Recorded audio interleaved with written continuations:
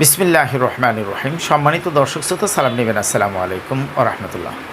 বিগত 15-16 বছর যাবৎ যারা দেশ পরিচালনা করেছে তাদের চরিত্র আর অন্তর্বর্তীকালীন সরকারের চরিত্রের মধ্যে তেমন কোনো পার্থক্য আমি খুঁজে পাচ্ছি না।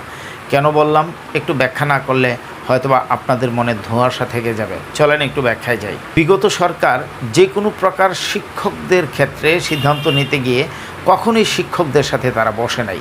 তারা এসি রুমে বসে তাদের মনে যা এসেছে তাই তারা সিদ্ধান্ত নিয়েছে এবং আমাদের উপর তা চাপিয়ে দিয়েছে।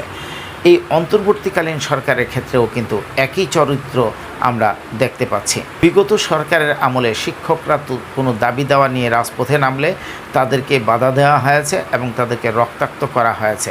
এই অন্তর্বর্তীকালীন সরকারও কিন্তু এই 22 দিনের আন্দোলনে আমাদেরকে রক্তাক্ত করেছে।